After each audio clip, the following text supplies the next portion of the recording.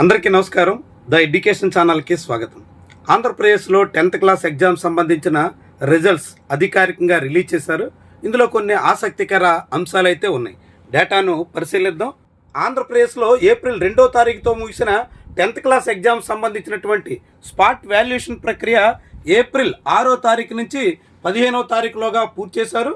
దానికి సంబంధించినటువంటి రిజల్ట్స్ని ఈరోజు అధికారికంగా విడుదల చేశారు. వివిధ సైట్లలో మీరు రిజల్ట్స్ తీసుకోవచ్చు.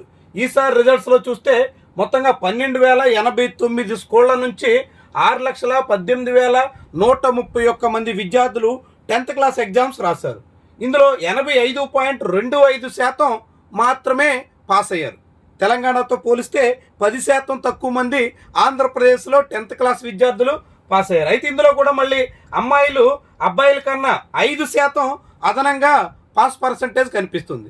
అమ్మాయిల్లో 87.9% మంది 10th క్లాస్ పాస్ అయితే అబ్బాయిల్లో అది 82.68% మాత్రమే పాస్ పర్సంటేజ్ కనిపిస్తుంది. అంటే అబ్బాయిల కన్నా అమ్మాయిలు 5.22% మంది ఎక్కువగా పాస్ అయ్యారు. మొత్తంగా 2,161 స్కూళ్లలో 100% పాస్ అయినట్టుగా అధికారిక డేటా చెప్తుంది. 16 స్కూళ్లలో మాత్రం 0 పాస్. 16 స్కూళ్లలో ఒక్క విద్యార్థి కూడా 10th క్లాసు పాస్ అయినటువంటి జాబితాలో లేరు.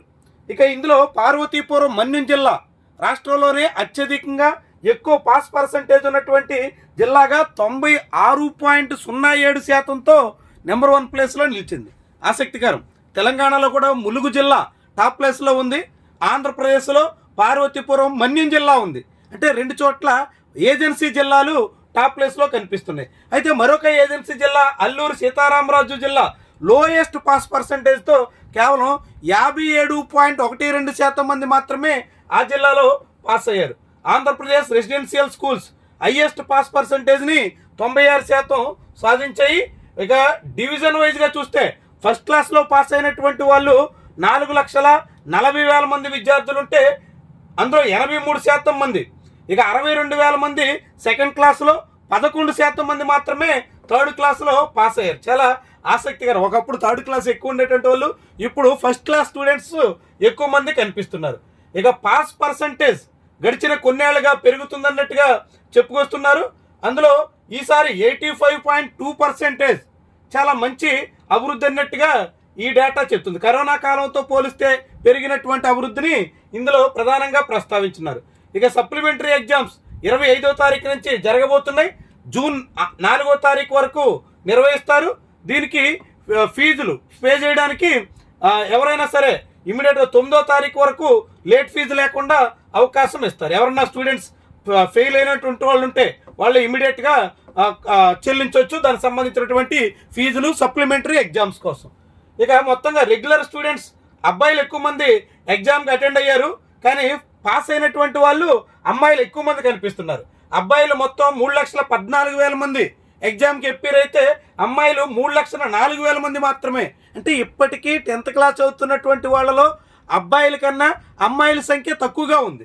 కానీ తీరా పాస్ అయినటువంటి వాళ్ళు జాబితా తీస్తే అబ్బాయిలు 2,59,000 మంది మాత్రమే పాస్ అయితే అమ్మాయిలు 2,67,000 మంది.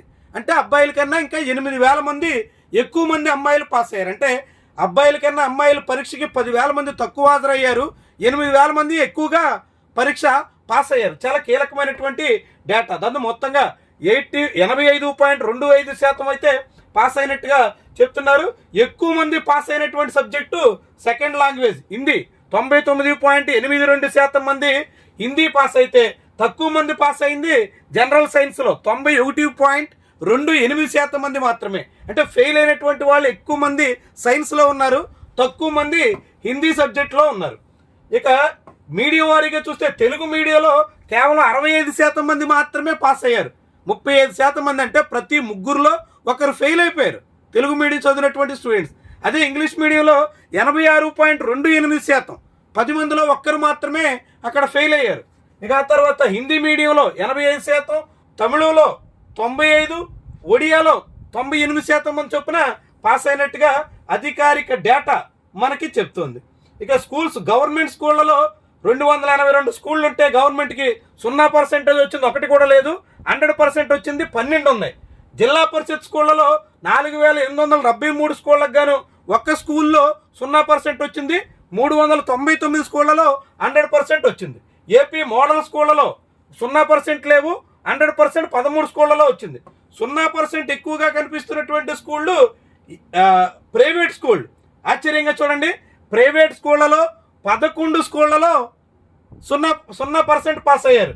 మొత్తంగా 1542 స్కూళ్లలో 100% వస్తే ప్రైవేట్ స్కూళ్లలో 11 స్కూళ్లలో 0%. గవర్నమెంట్ స్కూళ్లలో 0% ఒకటి లేదు, జిల్లా పరిషత్తులో ఒకటే ఉంది, ఏపీ మోడల్ స్కూళ్లలో ఒకటి లేదు, మున్సిపల్ స్కూళ్లలో 0% ఒకటి లేదు.